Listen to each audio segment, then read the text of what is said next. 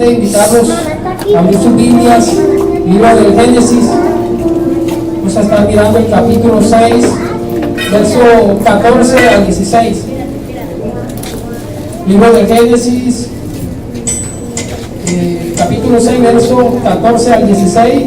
La palabra que Dios me habló en sueño.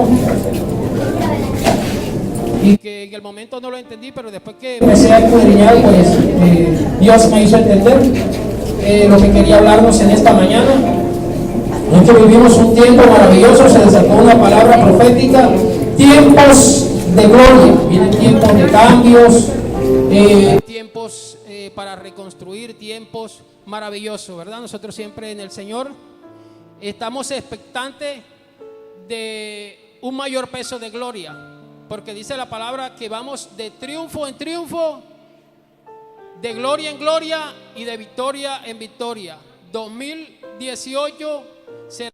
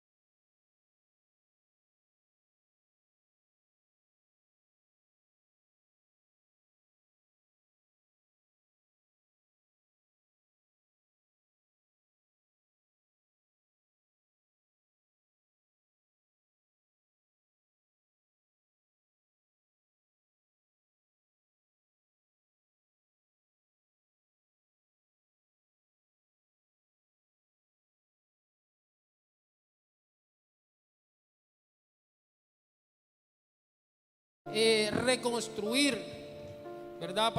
Para poner en orden todo lo que estaba en desorden. Es un tiempo, me decía ella, es un tiempo de reconstrucción, de reconstruir, ¿verdad? Esto me llevaba a este pasaje donde Dios le da instrucciones específicas a Noé para que construyera el arca, ¿verdad? Todos conocen la historia, todos saben las razones, los motivos por los cuales Dios le dice a Noé que construya un arca. Un breve recuento, ¿verdad? La humanidad se había corrompido, había maldad, violencia. Jesús en el libro de Mateo dice que la gente se casaba. En fin, era un caos total que dice la Biblia, pues en un término figurado, para que nosotros podamos entender que se dolió Dios en su corazón y se arrepintió de haber hecho el hombre, ¿verdad? Es un término que Dios utiliza para que nosotros podamos entender la magnitud de lo que sucedía en ese momento. Amén. Entonces Dios le da instrucciones a Noé, porque le dice: voy a raer de la faz de la tierra al ser humano. Y quiero que construyas un arca para que tú y tu familia y una especie de Dios en fe y en obediencia comienza a construir el arca. Pero en lo que yo me quiero detener son en los componentes que Dios le dice a Noé que utilice para construir el arca. La Biblia dice que la mayor parte de todas las cosas del Antiguo Testamento son sombras o tipología de lo que había de acontecer. Así como aquel cordero que se sacrificaba para purificación de los pecados del pueblo, ¿verdad? Estaba representando el sacrificio que iba a hacer más adelante Jesús por toda la humanidad. Así pues yo pude analizar cuando escudriñaba estos 3 versículos, que esto representa algunas verdades que, si nosotros las analizamos, pueden ser de mucha ayuda en nuestro día a día, ¿verdad? Dios le dice que impermeabilice el arca con brea, que utilice brea. El primer componente que el Señor me mostraba acá es la brea. La brea efectivamente es un impermeabilizante. ¿Para qué era la brea? Para evitar de que el agua se filtrara, ¿verdad? Y se anegara. Entonces Dios le dijo que utilizara brea para impermeabilizar. Esto es tipo o representa la llenura del Espíritu Santo en nosotros. Así nosotros también debemos ser llenos de la presencia del Espíritu Santo, y nosotros debemos cuidar que el mundo no se filtre dentro de la iglesia. Amén. Entonces, para esto se requiere que nosotros tengamos llenura del Espíritu Santo, para evitar que el mundo se infiltre dentro de la iglesia. Pero cuando nosotros hablamos de que el mundo se filtre dentro de la iglesia, a veces nos quedamos cortos.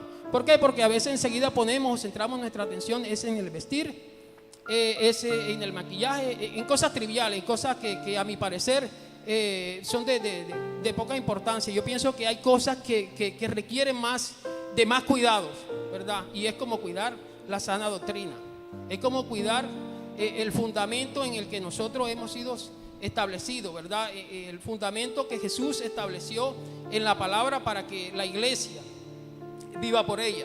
Entonces esto es lo que nosotros debemos cuidar, de no desviarnos ni a la derecha ni a la izquierda. ¿Para qué? Para evitar de que el mundo se infiltre dentro de la iglesia.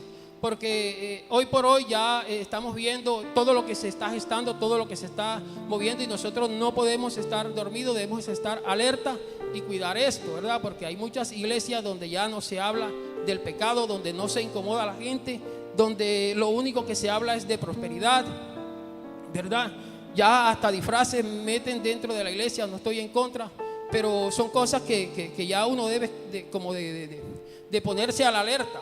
¿Por qué? Porque el Señor nos está alertando y nos está diciendo que así será en los últimos tiempos. Será como en los tiempos de Noé, ¿verdad? Ya hoy dentro de las comunidades ya hay iglesias de homosexuales. Yo no sabía, ya hay iglesias de homosexuales. Ya ellos, para ellos es normal ese tipo de relaciones, y están tan organizados que ya están reclamando sus derechos legales, ¿verdad? Yo sé que esto se está transmitiendo por redes sociales.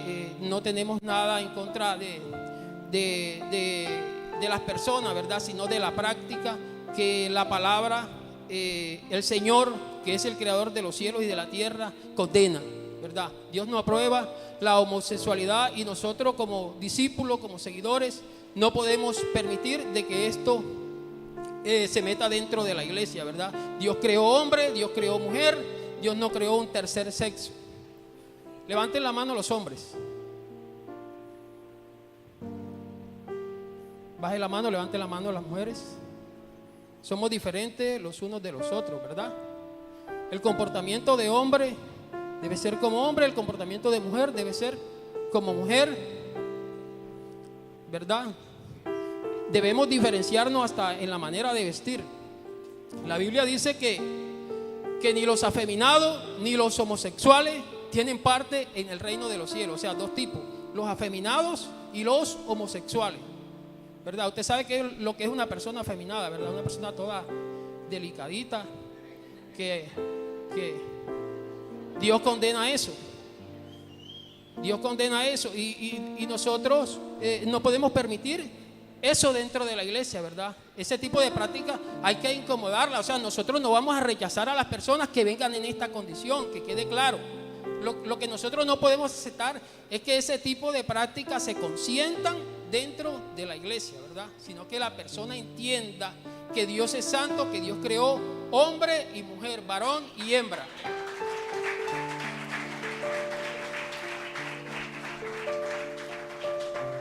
Entonces debemos cuidar esta parte, lo que es la sana doctrina. Ahorita mismo se habla solamente de prosperidad, de Dios te va a bendecir, de Dios te va a prosperar, de Dios te va a multiplicar, pero ya enseñanzas en contra del pecado ya muy poco se tocan, ¿verdad?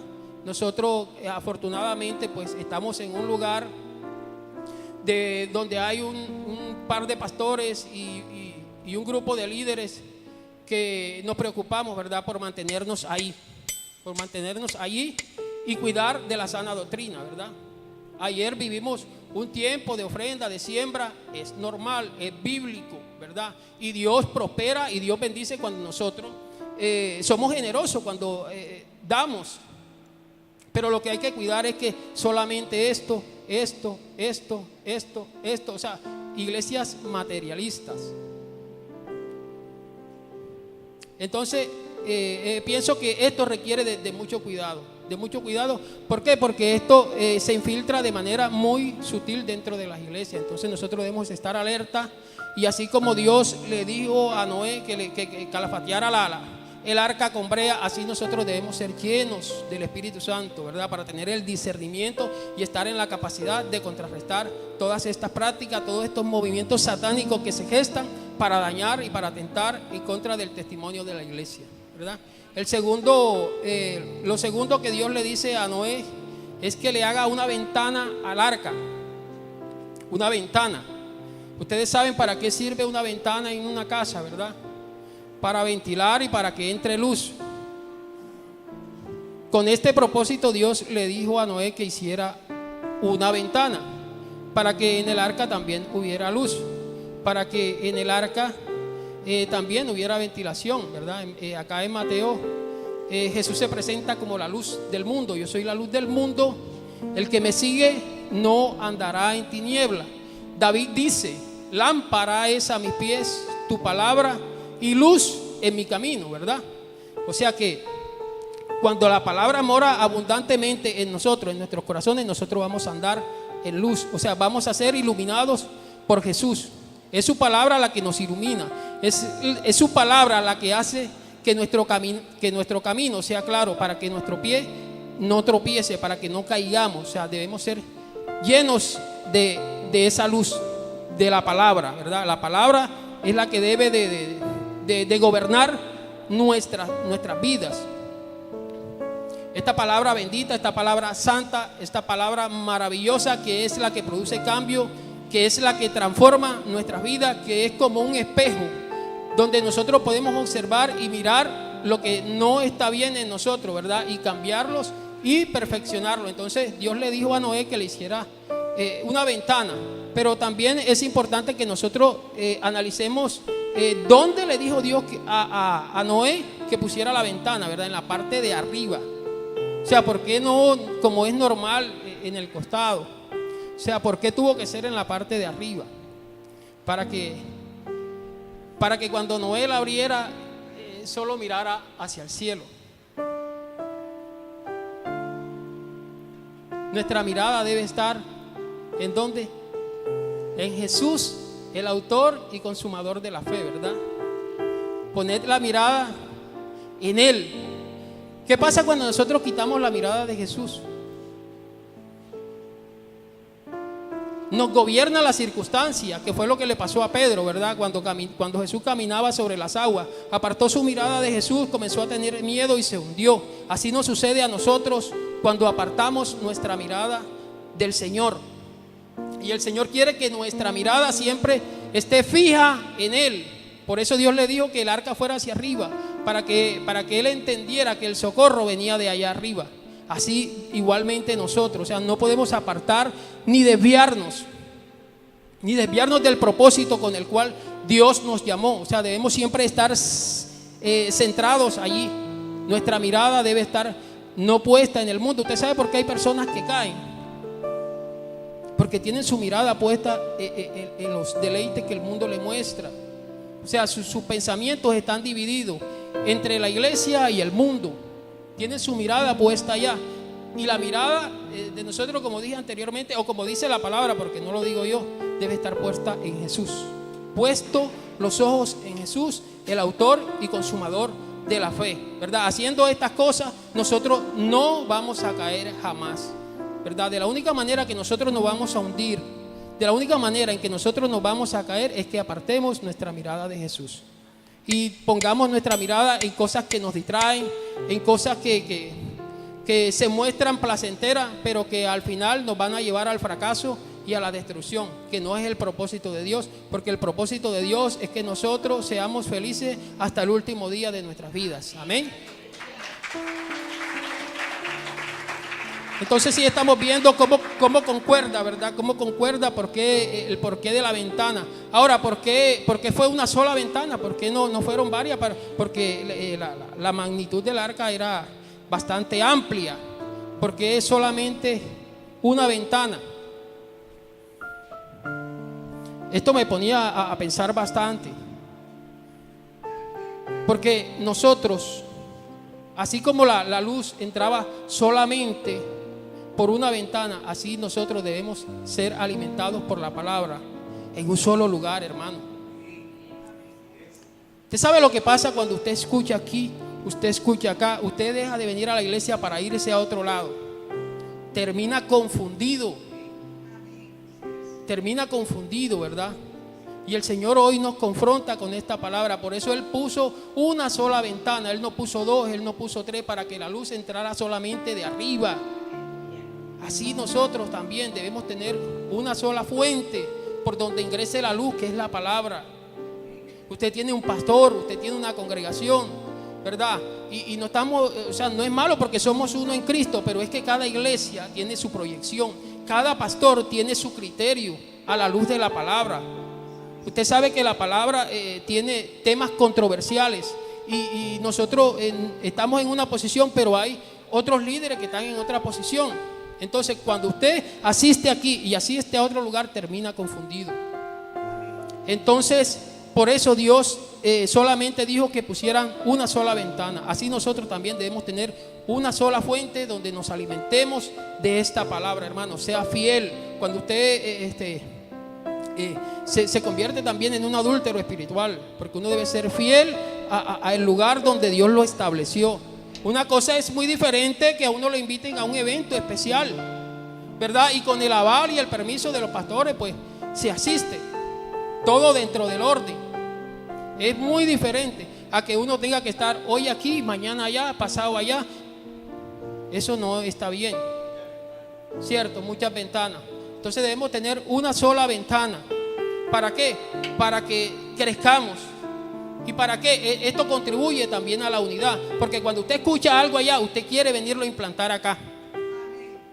Cuando usted escucha algo allá afuera, usted quiere venirlo a implantar acá. No, es que yo vi algo allá, pero eso es allá, ¿verdad? Acá tenemos otra proyección, acá tenemos otra visión. Acá se dio una palabra ayer. Ayer en otras iglesias se dio otra palabra. ¿Por qué? Porque el propósito de Dios es diferente allá que acá.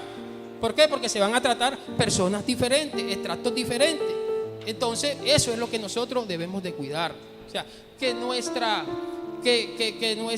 fuente de la palabra sea camino a la vida eterna. Si Dios lo puso aquí, usted debe de permanecer aquí.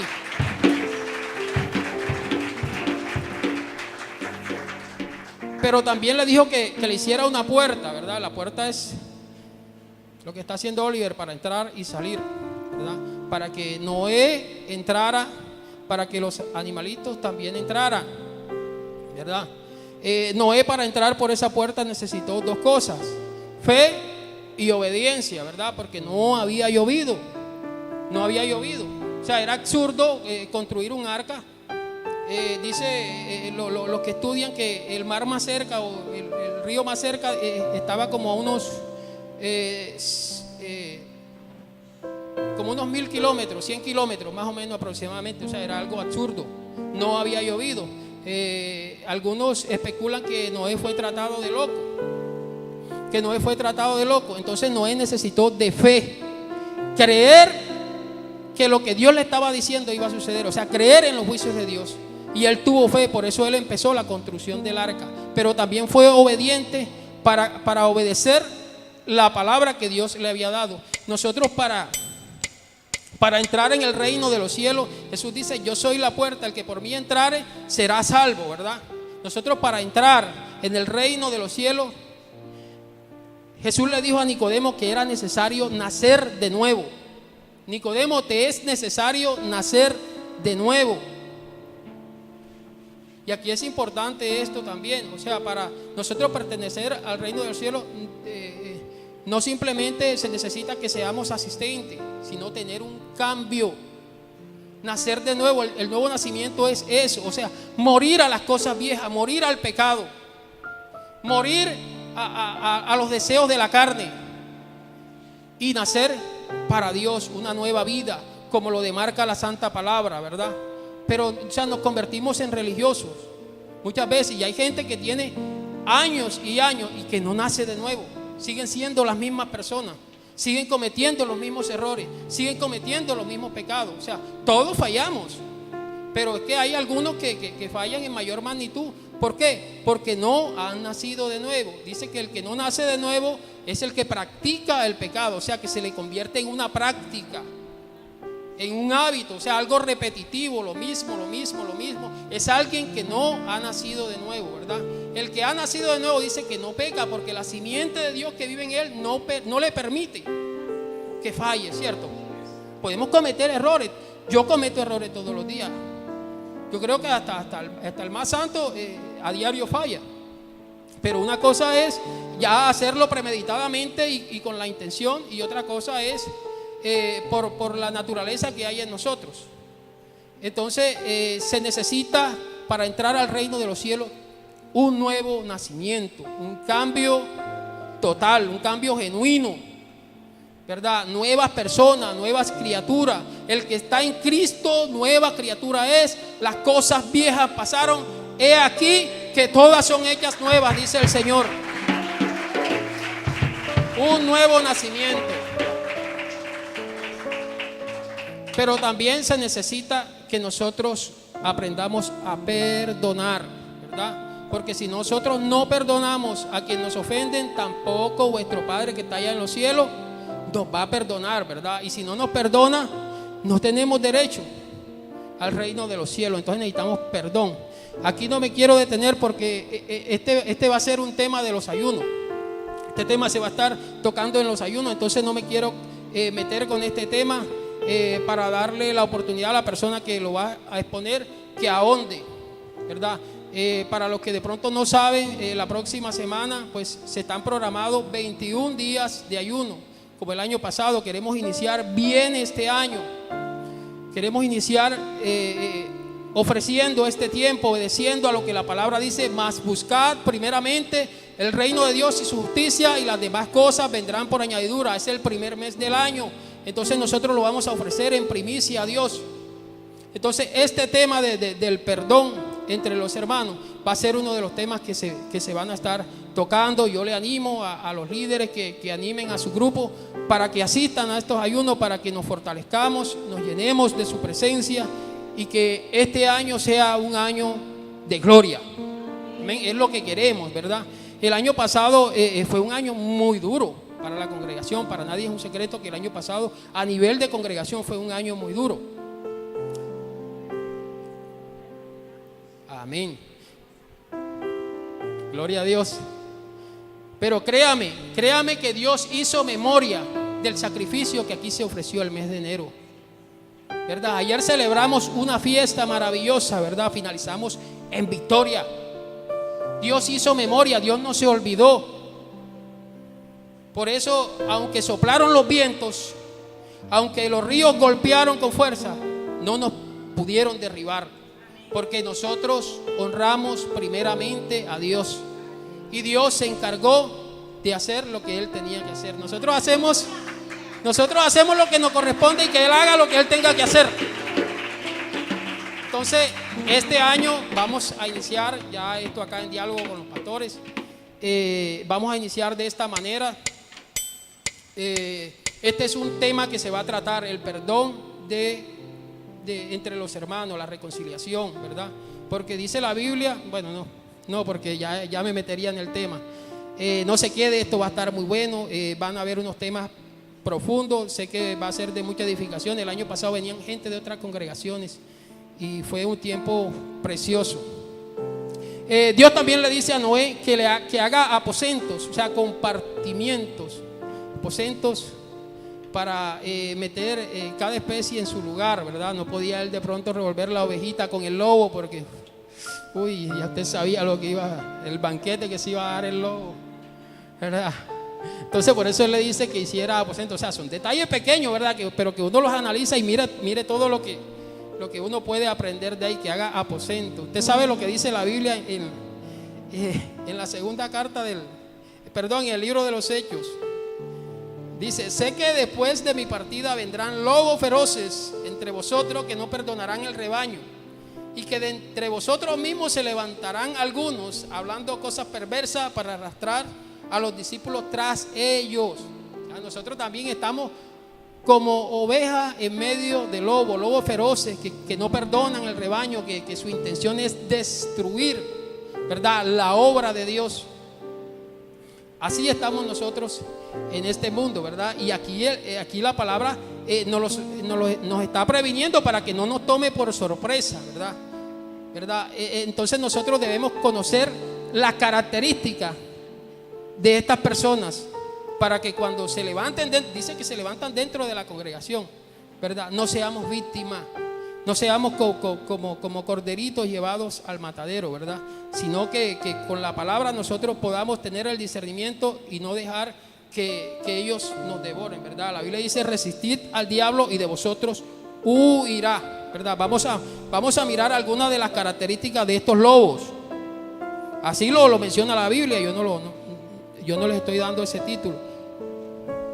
Vamos a la segunda carta de Timoteo, capítulo 3. Dice: también debes saber esto, que en los postreros días vendrán tiempos peligrosos, porque habrá hombres amadores de sí mismos. Ojo, primero, amadores de sí mismos, avaros, vanagloriosos, soberbios, blasfemos, desobedientes a los padres, ingratos, impíos, sin afecto natural, implacables, calumniadores, intemperantes, crueles, aborrecedores de lo bueno, traidores, impetuosos, infatuos, amadores de los deleites más que de Dios.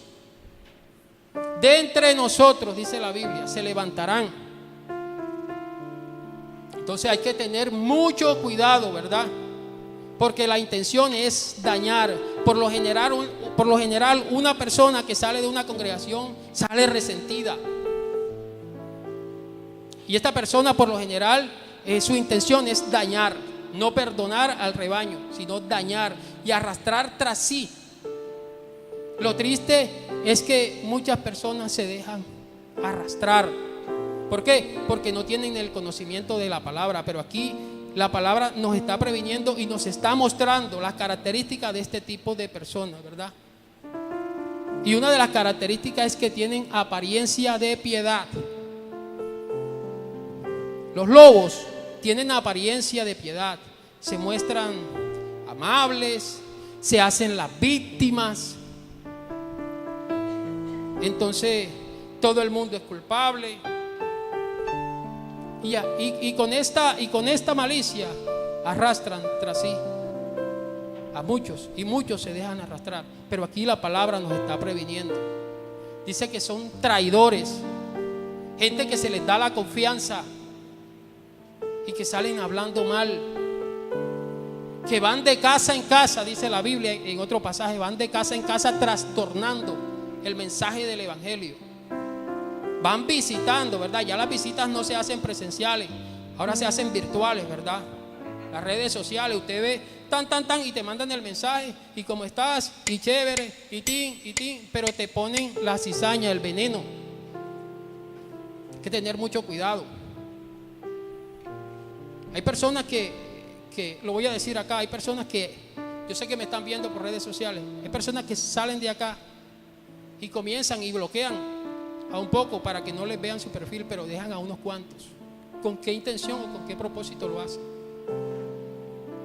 ¿Por qué quieren acceder a algunos y a otros no? A mí es el primero que me vuelve en la cabeza, y yo que no soy ni sal ni agua, usted sabe cuál es mi comportamiento aquí dentro de la congregación, pero yo no les convengo. El primero que le mochan la cabeza es a mí, a los pastores. Estoy hablando de esta congregación, gente que sale de aquí, sale resentida, sale con intenciones de dañar, que no perdonan el rebaño. Y el Señor nos los está previniendo para que usted no sea víctima, para que usted no se deje influenciar, para que usted no se deje arrastrar, porque ¿sabe cuál es el fin? El mundo, porque ni aquí ni en otro lugar terminan en el mundo. Esa es obra de Satanás. Entonces Dios le permite a usted que escuche para que usted no sea víctima, para que usted no caiga en el engaño. Con mucha sutileza siembran la cizaña. Es que ahí no te tienen en cuenta, es que ahí el pastor se roba los diezmos, es que es una iglesia donde es puro pasteles. ¿Quién dijo que la iglesia se levanta con pasteles? Hasta eso. Sí, o sea, yo Yo no voy a hablar estoy diciendo las cosas como son, porque eso llega a los oídos de nosotros como líderes. O sea, todo lo que hablan llega a oídos de nosotros como líderes. Y es triste, ¿verdad? Es triste esta situación. Pero debemos estar alerta y debemos cuidar lo que Dios ha puesto en nuestras manos. Dios te ha llamado con un propósito y el propósito de Dios se cumple por encima de la cabeza del mismo Satanás. Entonces tengamos cuidado, hermano. Mire que la palabra está mostrando las características de este tipo de individuos, ¿verdad? Hombres traidores, hombres ingratos, tantos favores que uno no se los echa en cara, pero que se le hacen en la iglesia y terminan pagando mal, ¿verdad? La ingratitud es pecado. Pero también le dice que hiciera el arca de 3 pisos, ¿verdad? Esto determina la altura que iba a tener el arca: piso abajo, piso en el medio y piso arriba, 3 pisos, ¿verdad? Esto representa el nivel de altura de algunos creyentes. Hay algunos que se quedan en el primer piso. El primer piso representa la inmadurez espiritual, los niños espirituales. O sea, se quedan cortos, pasa el tiempo. La madurez espiritual no se da por los años que usted lleve en el evangelio. La madurez espiritual no se da por la edad de vida que la persona tenga, ¿verdad? Hay algunas cualidades que hacen que una persona sea madura. Una persona madura es una persona inestable. Es una persona que se deja dominar por las emociones. Un día está alegre, un día está enojado, un día está desanimado. Es una persona de doble ánimo, no es constante. Hoy está gritando gloria a Dios, aleluya, pero se termina el culto y usted lo va a saludar. Uno no sabe si saludarlo o no saludarlo. El de antes, porque ya el hermano lo hace, el de ahora ya es otro. Sí, hermano, uno lo ve contento, alegre, pero uno se va a acercar a ellos y uno no sabe si son personas de doble ánimo, son personas inmaduras, no han alcanzado madurez, ¿verdad? La persona madura es una persona que tiene dominio propio, control de sus emociones. Y esto no quiere decir que nosotros no tengamos un momento de enojo. O sea, sí, nos vamos a enojar, pero no vamos a dejar que eso nos domine, nos gobierne. En cualquier parte explotamos, no tenemos que ver dónde, con quién, delante de quién, y explotamos. Eso es doble ánimo, eso es inmadurez. Habiendo pleitos, celos, envidia, contienda entre vosotros. Aún no soy niños, aún no soy carnales, dice la palabra. Esto es sinónimo o estas son las características de una persona inmadura, de una persona que no ha alcanzado madurez, que se quedan en el primer piso, no crece, no avanza, siempre están allí. Pero el tiempo avanza, ¿verdad? Y encontramos los del segundo piso. Estos son los que se conforman, ¿verdad? Los conformistas, o sea, llegan a la iglesia, se bautizan y hasta ahí. Pero, hermano, quiero que sepa que Dios nos llama con 2 propósitos. Primero, para la salvación, pero segundo, para que le sirvamos, ¿verdad? Esta fue la orden que Dios le dio a sus primeros discípulos: vaya y hagan discípulos, ¿verdad? Enseñándoles que guarden todas las cosas que yo os he mandado, ¿verdad? Y yo estaré con ustedes todos los días hasta el fin del mundo.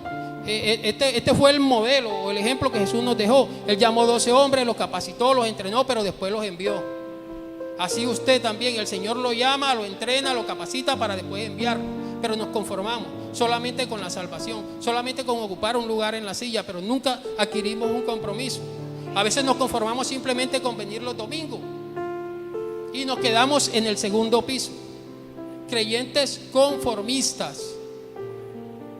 Entonces, este es un tiempo nuevo, es un tiempo de cambio. Es hora de que salgamos de esa situación de confort y que determinemos en nuestro corazón poner a disposición todo el talento, toda la capacidad que Dios nos ha dado, todo ese potencial. Póngalo al servicio de Dios, porque si no sirve a Dios, sirve al mundo, pero a alguien sirve.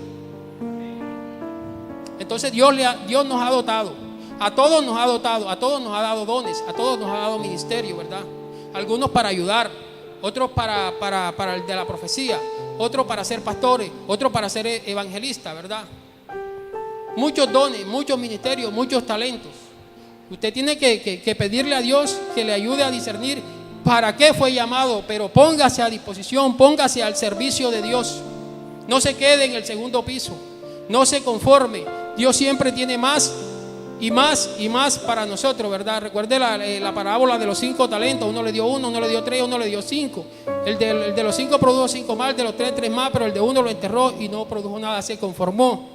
¿Y qué hizo el Señor? Le quitó ese y se lo dio al que tenía más. Así va a ser el Señor con todos aquellos que se conformen.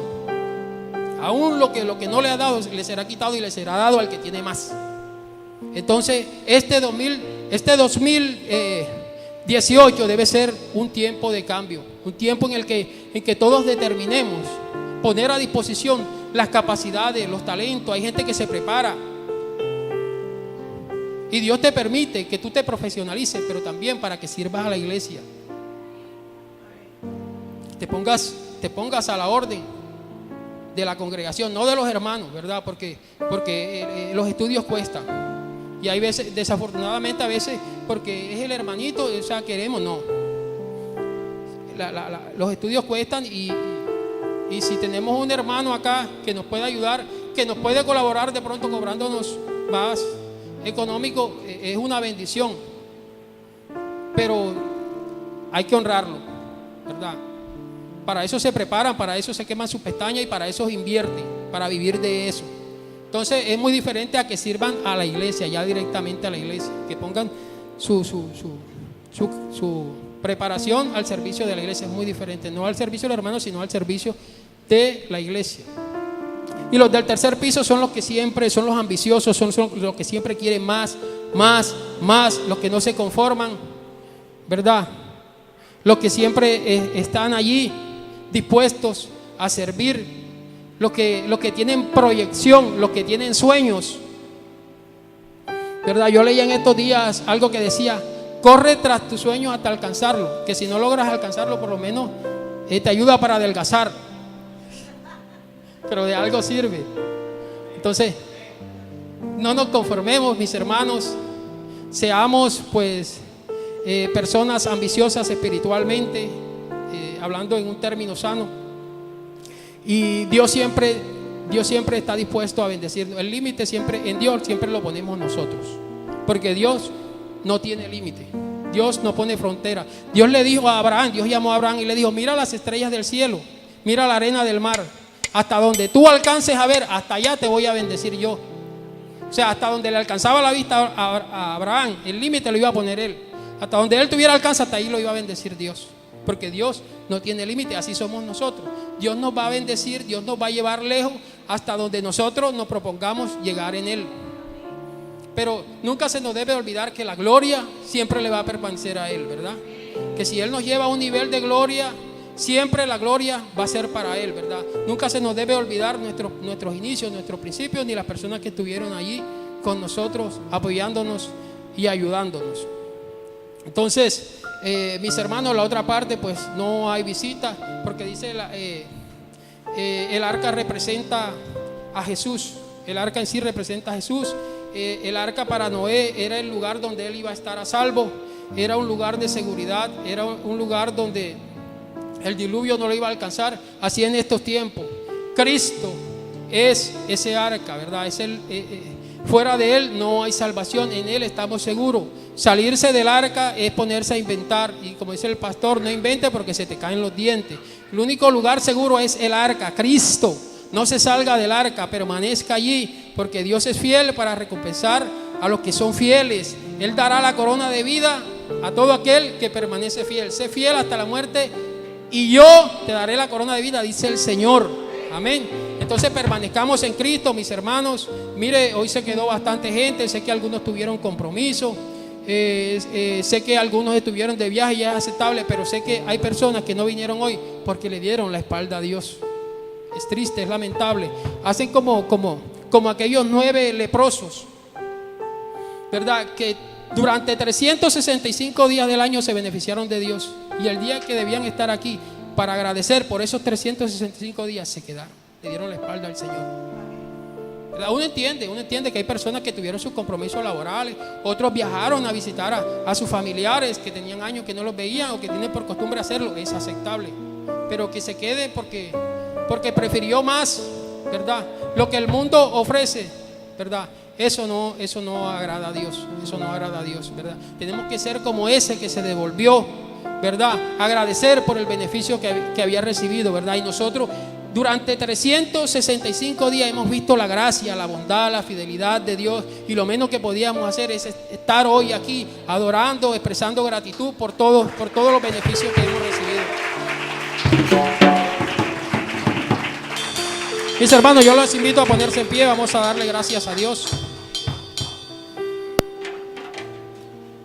Vamos a darle gracias al Señor.